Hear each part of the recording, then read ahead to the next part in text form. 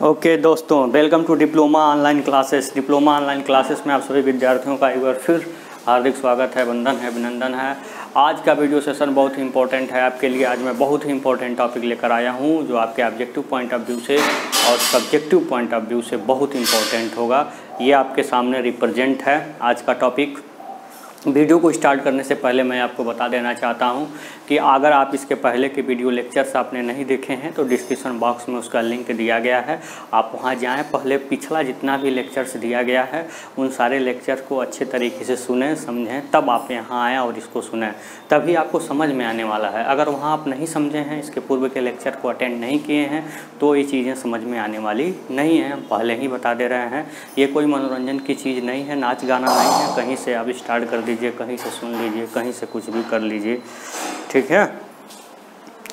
तो इन सब बातों को थोड़ा सा आप ध्यान में रखिए कि पूर्व वीडियोज़ को, पूर्व लेक्चर्स को आप देख लीजिए, समझ लीजिए, तभी आइए नेक्स्ट वीडियो को देखने के लिए, तभी आपको समझ में आएगा।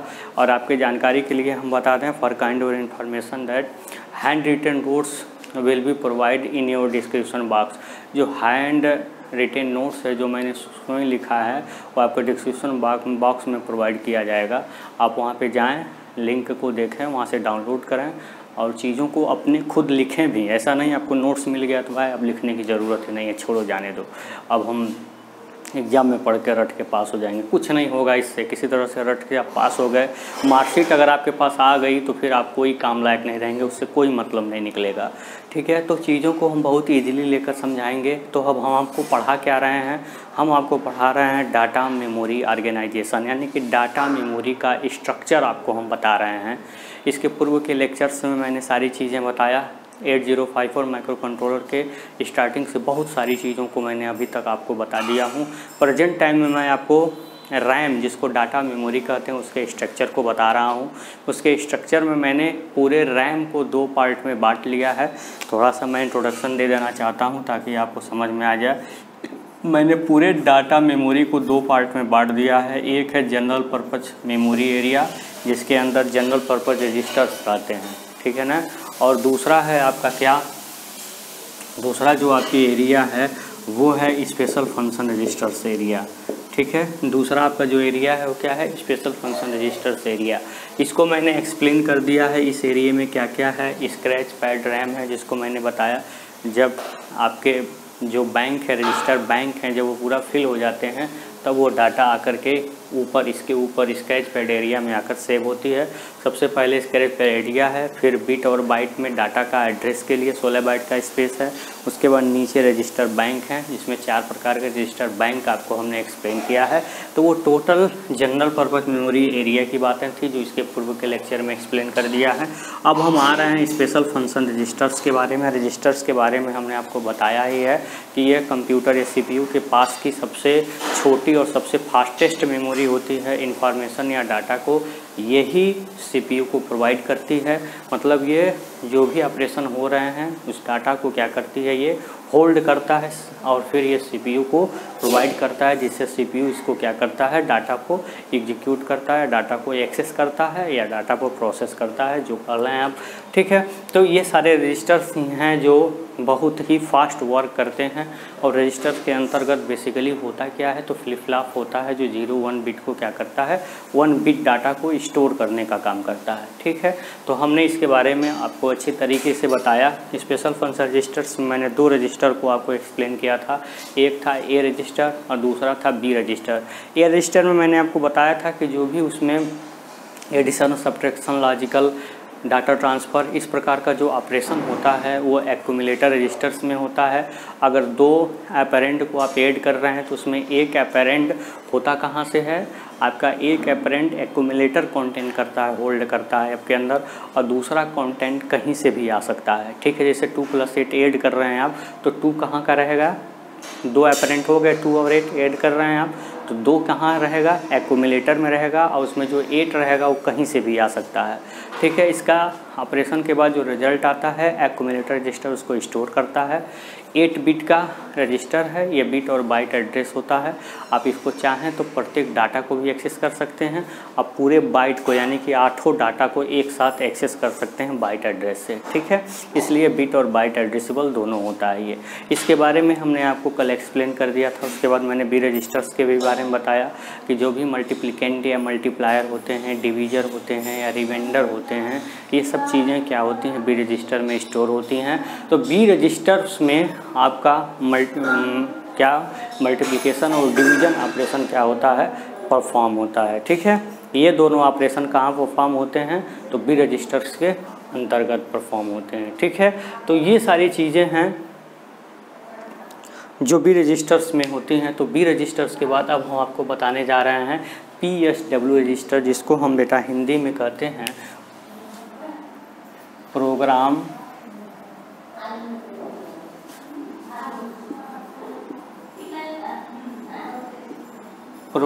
Status word register.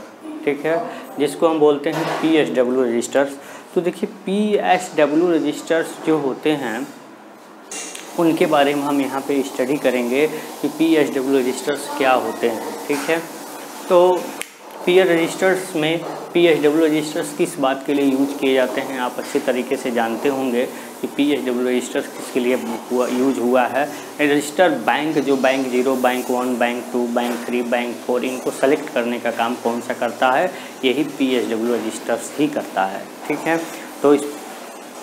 तो कैसे सेलेक्ट करता है, हमने इसके पहले के वीडियोज़ में आपको अच्छे तरीके से एक्सप्लेन कर दिया है कि कैसे ये PSW रजिस्टर्स बैंक को सेलेक्ट करता है। ये भी आपका 8 बिट का रजिस्टर्स होता है, जिसमें ऐसा लिखा होता है, क्या क्या लिखा होता है, PSW0, PSW1, PSW2, PSW3, PSW4, PSW5, PSW6, PSW7। ये भी 8 बिट का रजिस्टर्स है। सबके बारे में यहाँ पे लिखा हुआ है। यहाँ पे CY स्टैंड किसके लिए स्टैंड होता है, ये है आपका कैरी फ्लैग। ये जो आपका AC है ये है आपका, सबके बारे में हम आपको बताएंगे, बस थोड़ा सा हौसला रखिएगा। ऑक्सिलरी कैरी फ्लैग, ठीक है, इसको हम बोलते क्या हैं, 0 फ्लैग। ठीक है, आपका जो ये RS1 और RS0 है, इसको हम संयुक्त रूप से बोलते क्या हैं, register bank selection, register bank selection flag, selection bit भी कर सकते हैं। ठीक है, RS1 और RS0 दोनों जो है रजिस्टर बैंक सिलेक्शन बिट हैं। और आपका वो भी जो है वो क्या है, ओवरफ्लो बिट है। और आपका यहाँ पे P क्या है, आपका पैरिटी बिट। ठीक है, तो इन सब का ये नाम है, इस नाम को आप नोट डाउन कर लीजिएगा। हम आपको प्रोग्राम स्टेटस वर्ड्स रजिस्टर के बारे में बता रहे हैं। आप कहेंगे सर इसको तो आपने यूज कर लिया है, तो हमने इसको यूज किया है जब हम जनरल पर्पज़ मेमोरी रजिस्टर्स हम बता रहे थे, वहाँ पे यूज किया था। क्योंकि इसका काम रजिस्टर बैंक को सिलेक्शन करना भी होता है, इसलिए रजिस्टर बैंक को कैसे सेलेक्ट किया जाता है वहाँ पे समझाने के लिए इसका यूज़ कर लिया था। लेकिन अब चूँकि हम स्पेशल फंक्शन रजिस्टर ही पढ़ रहे हैं, इसलिए हमें प्रत्येक स्पेशल फंक्शन रजिस्टर्स को एक्सप्लेन करना है। ठीक है, तो यहाँ पे आप देख लीजिए, इन सारी बिट्स के बारे में हम छोटा छोटा इन्फॉर्मेशन आप दे रहे हैं। देखिए, आप इन चीज़ों को नोट डाउन भी करिए। जो चीज़ें अगर आप नोट डाउन कर रहे हैं, लिख रहे हैं, तो वो चीज़ें आपको और अच्छे तरीके से क्लियर होती हैं। ठीक है, लिखने से आपका जो मेमोराइज है ना, कैपेसिटी जो होती है मेमोरी की, वो इन्हांस करती है। तो चीज़ों को आप ज़रूर लिखिए। ठीक है, तो हमने जो भी लिखा है इसको हिंदी में भी मैं लिख दे रहा हूँ, आप इन चीज़ों को ज़रूर लिखिए, कॉपी पेन पे ज़रूर लिखिए। आप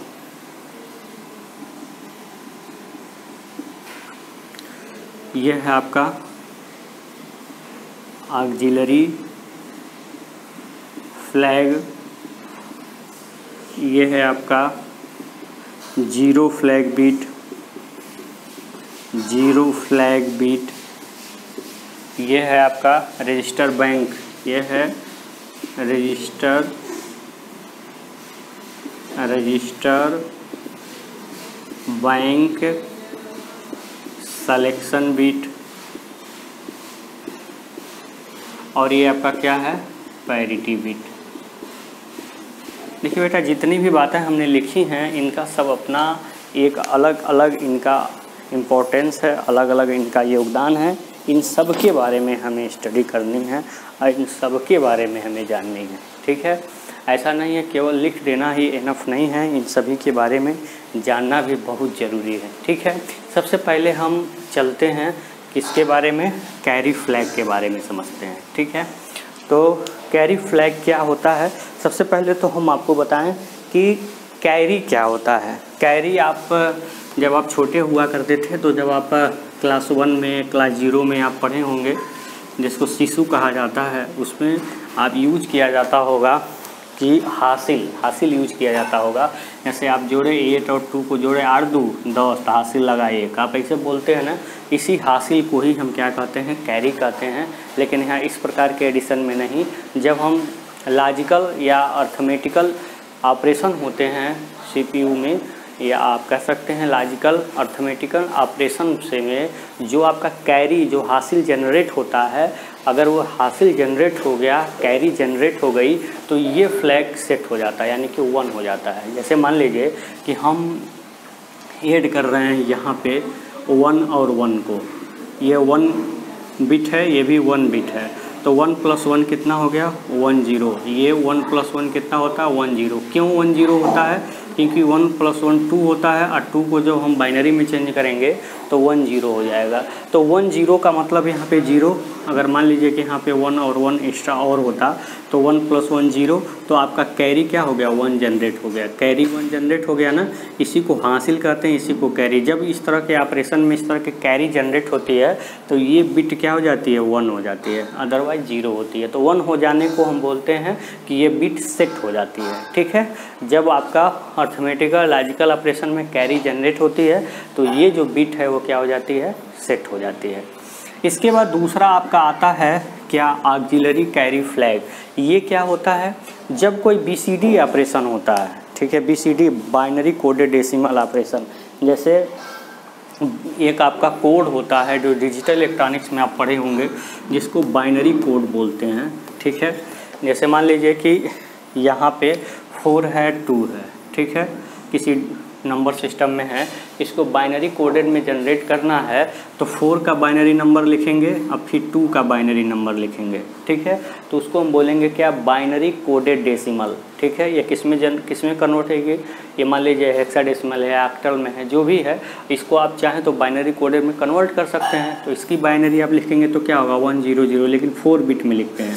इसका बाइनरी कोडेड क्या हो गया, 1 0, लेकिन 4 बिट में लिखते हैं, ठीक है। तो ये हो गया BCD में, इनका क्या हो गया, ये बाइनरी कोडेड डेसिमल हो गया ये, ठीक है, 4 बिट में हम लिखते हैं, ठीक है। तो इसको पाने के लिए तरीका खोजा गया है क्या, 8421 मेथड से, और बढ़ता जाता है। ये कोई जरूरी नहीं है 16 भी हो सकता है, 32 भी हो सकता है, मतलब बड़े से बड़े नंबर को बहुत आसानी से बाइनरी में कन्वर्ट कर सकते हैं इस कोड का इस्तेमाल करके, ठीक है। जैसे मान लीजिए कि आपको मान लीजिए कि 11 का लिखना है बाइनरी, 11 का 2 का भाग देंगे तो भी आपको मिल जाएगा, 2 का डिवीजन करने से बाइनरी। लेकिन यहाँ से अगर 11 को बाइनरी में लिखना हो तो कैसे आप लिखेंगे, यहाँ 8 2 10 और 1, 11 हो गया ना, इसको हाई करेंगे, इसको हाई करेंगे, इसको हाई करेंगे, 11 हो गया ना, जो बचा उसको 0 कर देंगे। बहुत आसानी से 11 की बाइनरी मिल गई। इसी प्रकार ये ऐसे बढ़ता जाता है, कितना हो बड़ी संख्या उसको बाइनरी में बहुत आसानी से यहाँ क्रिएट कर सकते हैं, ठीक है ना। तो बाइनरी में कन्वर्ट करने का ये जो 8421 मेथड है बहुत इंपॉर्टेंट होता है, उसी को BCD कोडेड भी बोलते हैं। तो जब कोई भी नंबर सिस्टम में अगर नंबर्स दिए गए हैं तो उनका इक्विवेलेंट 4 बिट का आप बाइनरी नंबर लिखेंगे तो वो BCD ऑपरेशन होगा। तो BCD ऑपरेशन मतलब BCD नंबर्स का एडिशन कर रहे हैं, सब्ट्रैक्शन कर रहे हैं, मल्टीप्लिकेशन कर रहे हैं। इस प्रोसेस में अगर कोई कैरी जनरेट हो रही है तो उस स्थिति में आपका ये जो ऑक्सिलरी कैरी फ्लैग बिट होता है वो सेट हो जाता है, अदरवाइज 0 हो जाता है, ठीक है। तो ये बातें आपको क्लियर हो गई होंगी। इसके बाद देखिए बेटा, एक है F0, जिसको हम बोलते हैं 0 फ्लैग बिट। तो ये 0 फ्लैग बिट क्या होता है, मान लीजिए कि लॉजिकल या ऑपरेशन हो रहे हैं, अर्थमेटिकल ऑपरेशन हो रहे हैं, या जो भी ऑपरेशन हो रहा है अगर उसका रिजल्ट फाइनली 0 आता है तो 0 फ्लैग बिट क्या हो जाता है, सेट हो जाता है, अर्थात 1 हो जाता है। तो इस बात को आप विशेष ध्यान दीजिएगा। इसके बाद आपके 2 बिट आते हैं जिसको RS1 RS0, जिसका डिटेल स्टडी हमने किया था। यह रजिस्टर सिलेक्शन बैंक बिट होते हैं। जैसे मान लीजिए कि अगर RS1 और RS2 2 बिट हैं और दोनों, एक का 0 है एक का 1 है, तो 0 और 1 मिलके क्या हो गया, 1 ही तो हुआ, यानी कि बैंक 1 रजिस्टर बैंक 1 सेलेक्ट हो जाएगा। डाटा कहाँ जाएगी, रजिस्टर बैंक 1 में जाएगी। अगर ये मान लीजिए 1 हो गया, ये मान लीजिए आपका 0 हो गया, तो 1 0 क्या हो गया 2, इसका मतलब आपका डाटा रजिस्टर बैंक 2 में जाएगी। ठीक है, ऐसे अगर दोनों 0 0 हो गए तो रजिस्टर कहाँ जाए, डाटा कहाँ जाएगी, रजिस्टर बैंक 0 में जाएगी। 1 1 हो गए तो कहाँ जाएगी, बैंक 3 में जाएगी। ठीक है, इस प्रकार इसके डाटा से जो भी बिट यहाँ पे दिए जाते हैं उसी बिट के अकॉर्डिंग जो डाटा होते हैं रजिस्टर बैंक में चले जाते हैं, जिस तरह से सेट करते हैं हम। ठीक है, तो अगर मान लीजिए आपने यहाँ बिट सेट नहीं किया, रजिस्टर बैंक सिलेक्शन नहीं किया, तो जो डाटा होती है वो बाय डिफ़ॉल्ट अपने आप बैंक 0 में चली जाती है। ठीक है, इन बातों को मैंने कल के वीडियो लेक्चर में अच्छे तरीके से एक्सप्लेन किया, पूरा फिगर बना के एक्सप्लेन किया। अगर आप नहीं समझ पाए हो तो आप वहाँ पे जाइए, उस वीडियो को फुल्ली देखिए, वहाँ बहुत अच्छे तरीके से आपको समझ में आने वाला, इस बात की गारंटी है। इसके बाद है आपका क्या, OV का मतलब होता है बेटा ओवरफ्लो बिट। इसको क्या बोलते हैं, ओवरफ्लो बिट। जैसे हमने आपको बताया कि PSW 8 बिट का रजिस्टर्स है। अगर कोई यहाँ पे मान लीजिए PSW के बाद कोई बिट अगर जनरेट हो रहा है तो ये आपका जो ओवरफ्लो बिट है वो सेट हो जाएगा, यानी कि 1 हो जाएगा। जितनी इसकी क्षमता है होल्ड करने की स्टेटस को, अगर उससे ज़्यादा स्टेटस जनरेट हो गया, यानी उससे ज़्यादा बिट जनरेट हो गई, तो आपका इसी को बोलते हैं ओवरफ्लो बिट। तो ये आपका सेट हो जाएगी, अर्थात 1 हो जाएगी। ठीक है, तो यहाँ तक हमको आशा करते हैं आपको बहुत अच्छे तरीके समझ में आया होगा। अब आपका एक बिट, लास्ट बिट बचा हुआ है, उसको हम कहते हैं क्या, पैरिटी बिट। तो पैरिटी बिट क्या होता है हम उसको देखते हैं। ठीक है, देखिए, अगर हमारी द्वारा दी गई जानकारी अच्छी लग रही हो, आपके लिए फ़ायदेमंद हो, तो प्लीज़ इसको लाइक शेयर सब्सक्राइब ज़रूर करिए। एक बार आप इसका स्क्रीनशॉट ले लीजिए ताकि आपको लिखने में समझने में थोड़ा आसानी होगी। अब हम आपको लास्ट वाला जो बिट है वो हमको बताने जा रहे हैं कि पैरिटी फ्लैग बिट क्या होता है और क्यों इसका यूज करते हैं। ठीक है,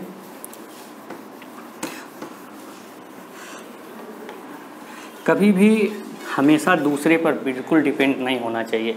जो भी जानकारी आपको यहाँ से मिल रही है इसको आप लिखिए, समझिए, गूगल करिए और ज़्यादा अपने नॉलेज को इन्हेंस करिए। हम तो यही कहेंगे कि आप हमसे भी ज़्यादा जानिए। ठीक है, हम आपको केवल एक आधार बता रहे हैं, एक बेस बना रहे हैं, उस बेस पे आप चढ़िए, आप कई मंजिल मकान बना लीजिए। ठीक है, फिर आपका क्या है, पैरिटी फ्लैग। ठीक है, ये है आपका लास्ट वाला क्या है, पैरिटी फ्लैग। जैसे मान लीजिए कोई मान लीजिए इस तरह का ये अर्थमेटिकल ऑपरेशन हुआ।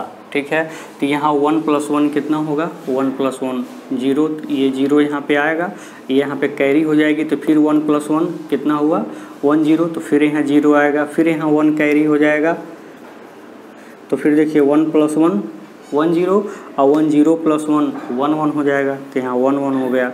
तो इसमें देखिए कितने 1s आए, 1 2, तो ये 2 1 आए।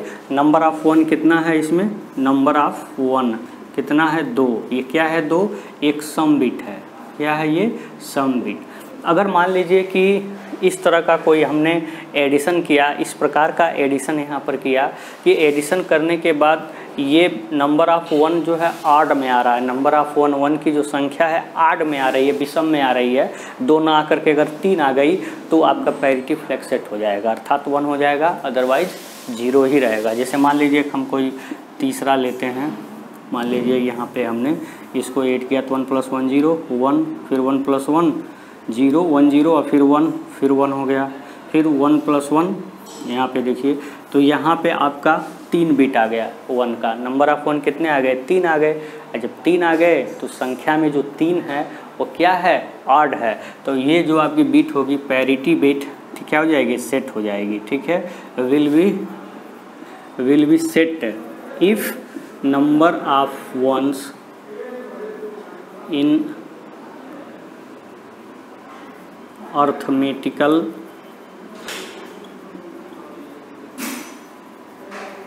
ऑपरेशन